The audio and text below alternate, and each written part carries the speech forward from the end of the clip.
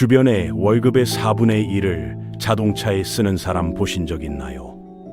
월 80만 원, 100만 원씩 할부금 내면서도 다들 이렇게 사는데 뭐라고 말하는 사람들 말이에요. 충격적인 건 이게 이제 한국에서 너무 흔한 일이 됐다는 겁니다.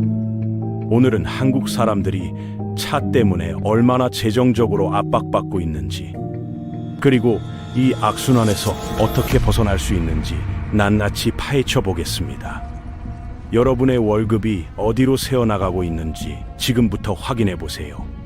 구체적으로 볼까요? 현대 그랜저나 기아의 K8 같은 준대형 세단은 풀옵션으로 가면 5천만 원을 넘어갑니다. 제네시스 GV70이나 GV80 같은 SUV는 6천만 원에서 8천만 원대까지 치솟죠. 수입차는 말할 것도 없어요. BMW 5 시리즈나 벤츠 E클래스는 기본이 7천만 원 이상입니다. 이걸 60개월 할부로 돌리면 이자 포함해서 월 100만 원이 훌쩍 넘어가요.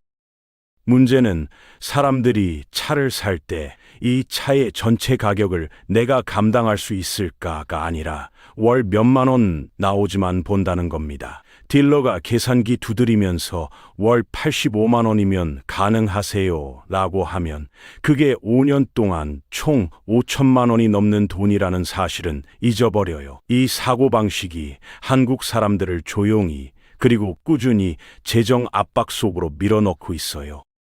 실제로 한국은행 통계를 보면 가계부채가 1,800조를 넘었습니다.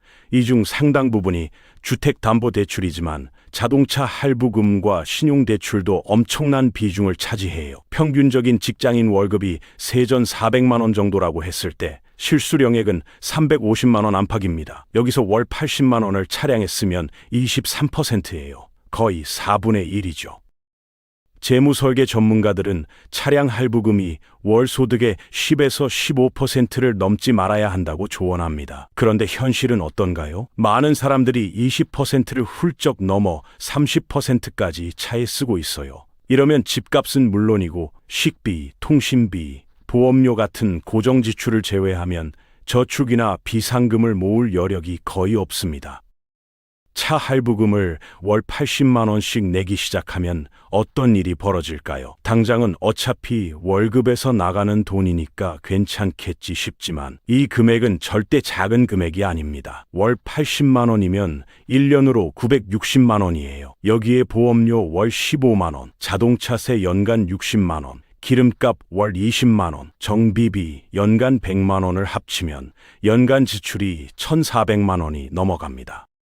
보험료도 만만치 않습니다. 신차는 무조건 책임보험에 들어야 하는데 20대 운전자면 월 20만 원이 넘어가요. 30대도 최소 15만 원은 각오해야 하죠. 수입차는 더 비쌉니다. 부품값이 비싸서 보험료가 국산차 대비 1.5배는 더 나가요. 게다가 타이어 한 세트 교체에 100만 원, 배터리 교체에 30만 원, 정기 점검에 매번 20-30만 원씩 들어갑니다. 여기서 가장 무서운 점은 고액 차량 할부가 단순히 차값에서 끝나지 않는다는 겁니다. 여유 자금이 빠져나가니까 갑작스러운 병원비, 집 수리, 명절 지출 같은 것들을 감당하기 어려워지고 결국 신용카드 할부나 마이너스 통장으로 메우기 시작하죠. 한국은 특히 명절 때 지출이 많잖아요. 설이나 추석에 양가 부모님 용돈, 선물, 교통비만 해도 100만 원은 훌쩍 넘어가요. 그러면 이 악순환이 시작됩니다. 차 할부를 갚느라 저축을 못하고 저축이 없으니 예상치 못한 상황은 다시 빚으로 해결하고 빚이 생기면 이자를 갚느라 또 여유가 줄어들고 결국 또 다른 빚을 쓰게 되는 구조입니다. 심지어 자녀가 있다면 학원비까지 더해져요.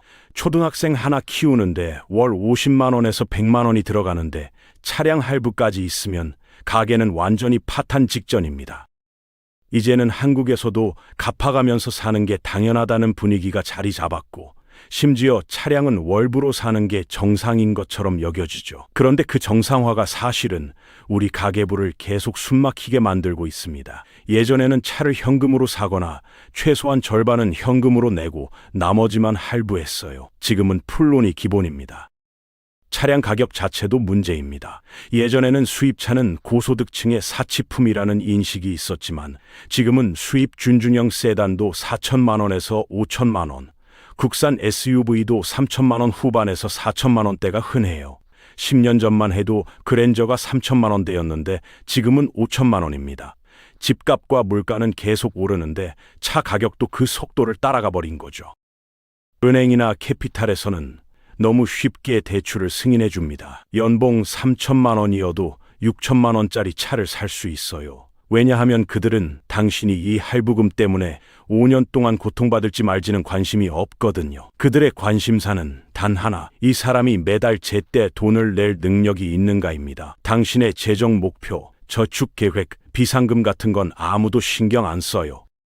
금리도 생각해야 합니다. 요즘 자동차 할부 금리는 연 6에서 8%예요. 신용등급이 낮으면 10%가 넘기도 하죠. 5천만 원을 7% 금리로 60개월 할부하면 월 99만 원씩 내야 해요. 총 지불액은 5,940만 원입니다. 이자만 940만 원이에요. 이 돈이면 해외여행을 두세 번은 다녀올 수 있는 금액이죠.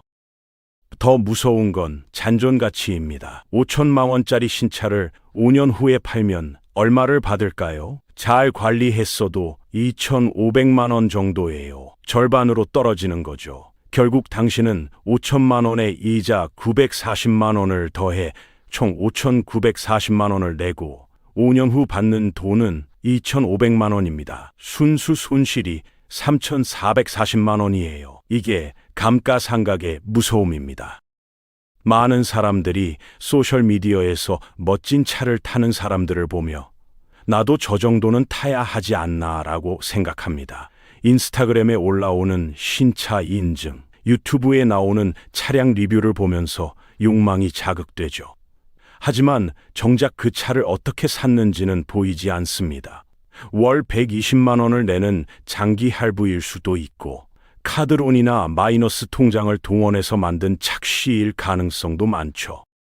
한국은 특히 체면 문화가 강합니다. 동창회 나가면 남들이 뭘 타는지 보게 되고 회사 주차장에서도 은근히 비교가 되죠. 과장이 저 차를 타는데 나도 최소한 저 정도는 타야지 라는 생각이 들어요. 하지만 그 과장이 실제로는 카드 빚에 허덕이고 있을 수도 있다는 건 아무도 모릅니다.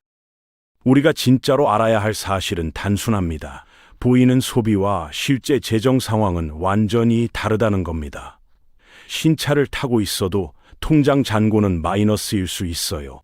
반대로 10년 된 차를 타면서 매달 200만 원씩 저축하는 사람도 있습니다.